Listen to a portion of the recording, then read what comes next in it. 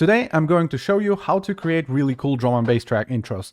The problem with drum and bass genre as a whole is that it's a very technical genre and the drop is really complex.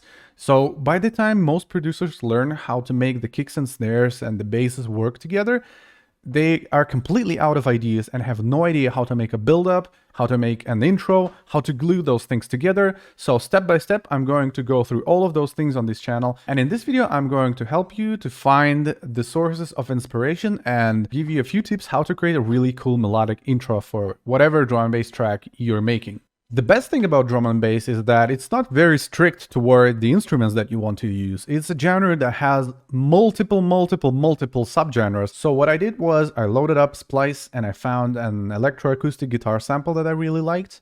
And I made sure that it was in F minor. That is the scale that is the most popular in the dance floor drum and bass world right now. So if you want the DJ to be able to drop your song with many other songs without thinking too much of if it's going to be in the same key or not, just go for F minor, you're never gonna miss. So I found this guitar sample right here. Here's how it sounds.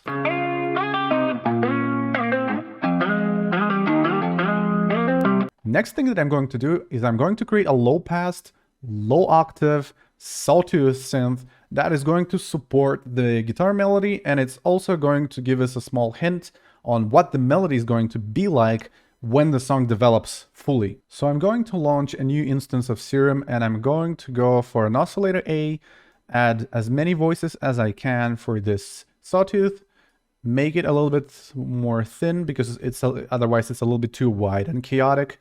Just a little bit, make it like something like that.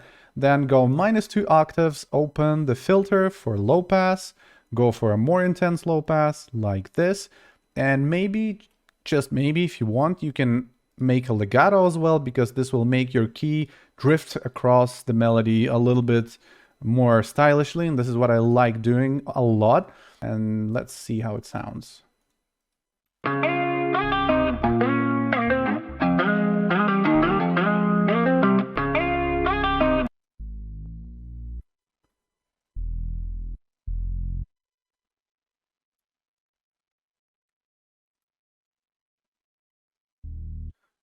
So in order to make legato work, I'm going to overlay a few keys and let's see how that sounds.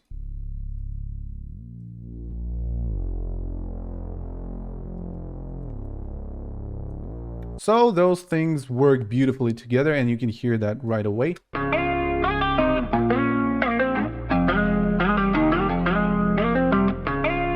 It's also important to keep your balance together, because if the guitar is a little bit too loud, because the guitar is located somewhere in the mid-frequency range, somewhere where the human voice is, you want to make it a little bit more quiet. You don't want it to be so dominant. So I'm going to put it on the first mixer track and I'm going to gently pull the gain down just like this.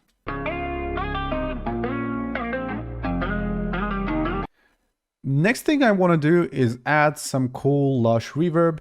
It will keep me in the mood for the more atmospheric kind of stuff that is to come.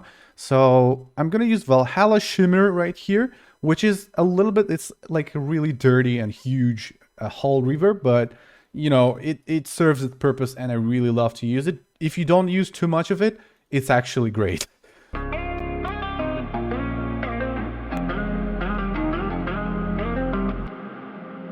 Beautiful.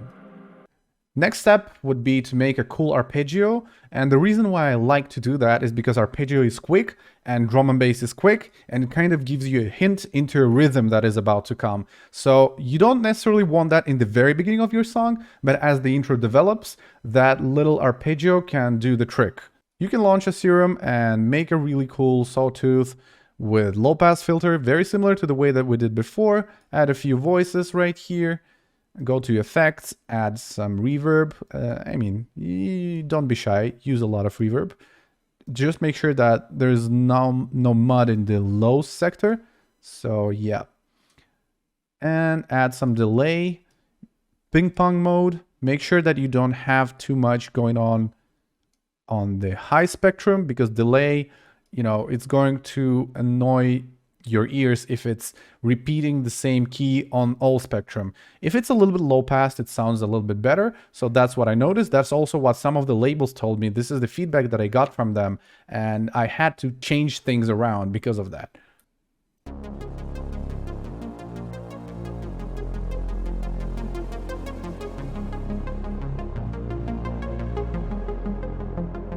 So this is a really cool melody, and you can try and introduce it with a automation. So I'm going to automate this cutoff filter right here and start building up on the intro.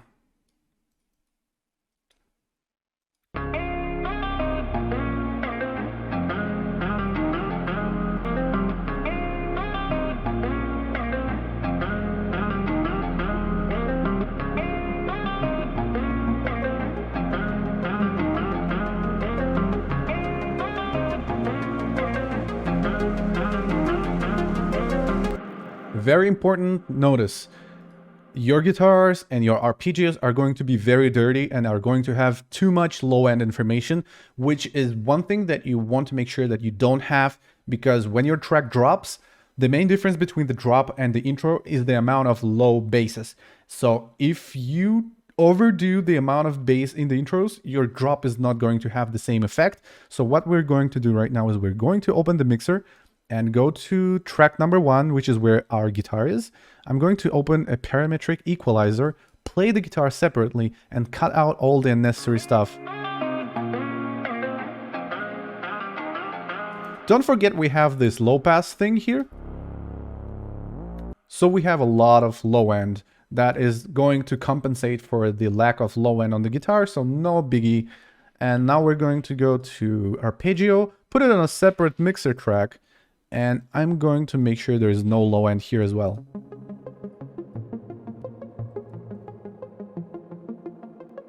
Beautiful.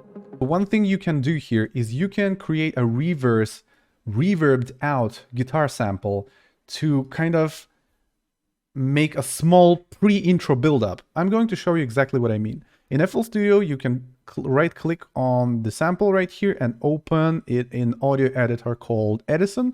So I'm going to click on this one, and we have our guitar loaded right here. And what I want to do is click blur and accept. Now it's really like faded out, blurred out. And we can send it to playlist by clicking this button. So now we have this guitar on our playlist. But we don't want to use all of that sample. We just want it in the very beginning. So what you can do is you can add an upsweep and downsweep samples like this, and use the volume automation on your guitar to introduce the song like this. But I'm going to make it a little bit more quiet, something like this. Also, those downsweeps and upsweeps and all those intro sounds, they like to be wet because intros are obviously more empty than the drop. So sometimes I like to add a little bit of reverb on the downsweep sounds as well. I'm going to open Shimmer once more, but this one I'm going to use a big one. But make sure that the high cut, there's like a little bit of high cut because it's a really noisy downsweep. So I don't want to have too many high frequencies on there. And now let's hear that one more time.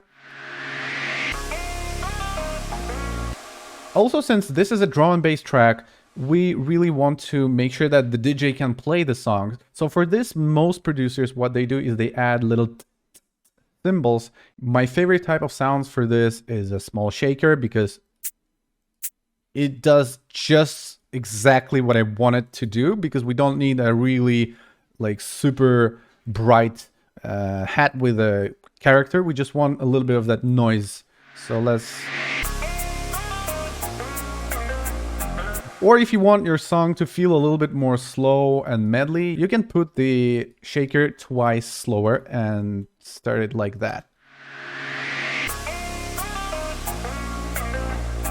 Next thing you want is to add a pad, and you can either synthesize one yourself and create chords, or you can go to Splice, find a pad in F minor, because we know that it's F minor now. We have decided that. So I found this pad that I want to use.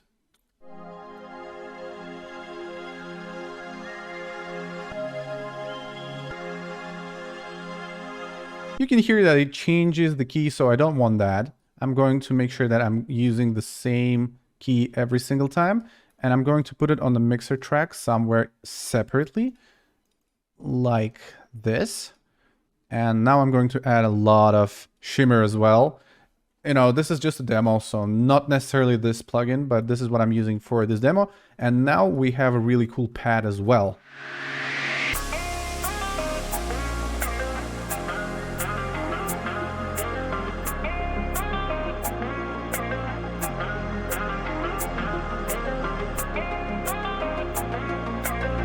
You can make your arpeggio a lot louder than that, and this will help the track to develop a little bit more.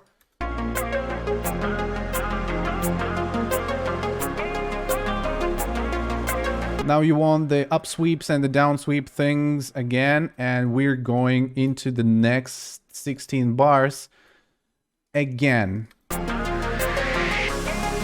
So in order to mix things up, we want to introduce some drums, but not a lot of them. So what I would do is add one more hat, which is twice the speed of the shaker, and a small clap. So something like that. And maybe introduce a synth that plays like a chopped version of the low sawtooth that we have. I'm going to show you exactly what I mean. So I'm going to open like a house, old school Vengeance house sample pack. I'm going to go for claps. Yeah, this one is fine. I don't need a like any super clap. This is just, you know, this is just a sound for background. So it's fine. And opening any hat. So something like this. Yeah, whatever, it's fine. Just make it shorter. We don't want it to be so long. Yeah, something like this. And there you go.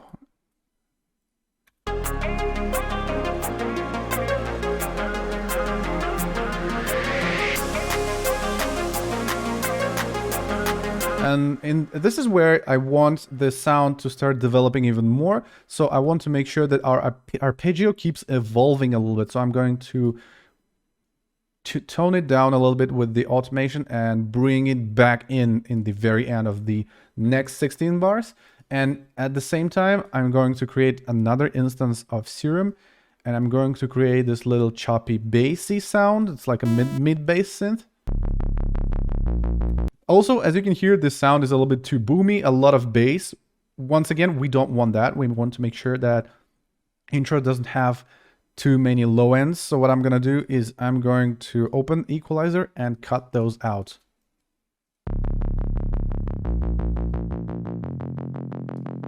Nevertheless, we want this sound to create a certain rhythm, so I'm going to automate the low pass and introduce the sound right here.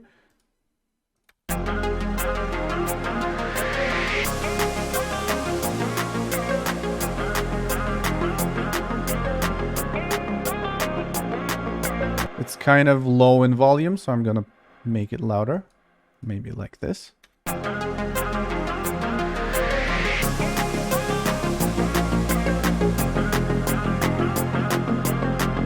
Make sure the volume is right.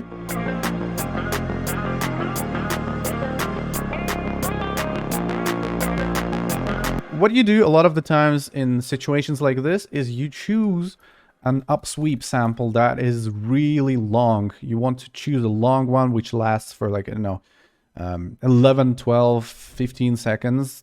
Really, it doesn't matter, whatever you find. So I'm going to find this one, and it's going to make us a little bit intrigued. It's not gonna...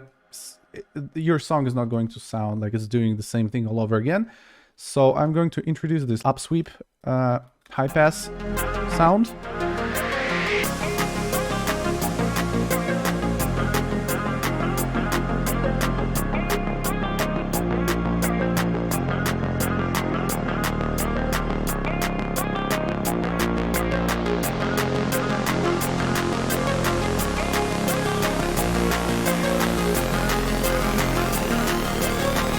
And usually, right here, what you want to do is you want to use like a boomy kick drone.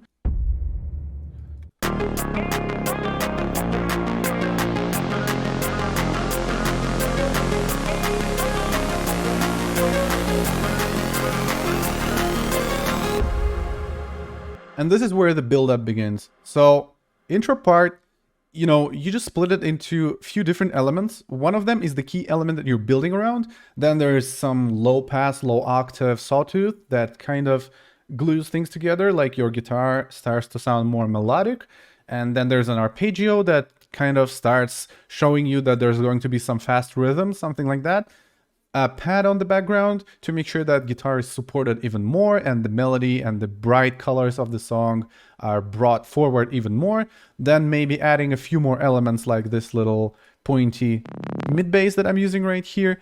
And actually you can even add more if you want. There's no limit. You can actually add like a high octave arpeggio here to kind of mix things up and make it even more creative and original. And that's pretty much it. And also don't forget that you can apply vocals and it's going to sound even better. One of these voices that I found is going to be like a long core, like an atmospheric voice. We're just gonna keep it playing in the background. It's doing no harm. And the second voice that I found is a vocal hook that sounds like this. Let me put it a little bit quieter. Let me in, don't let me go. It's 125 BPM, so I want to make sure that it's in the right tempo. And I'm going to make it a little bit slower and add it right here. So let's listen to the end result.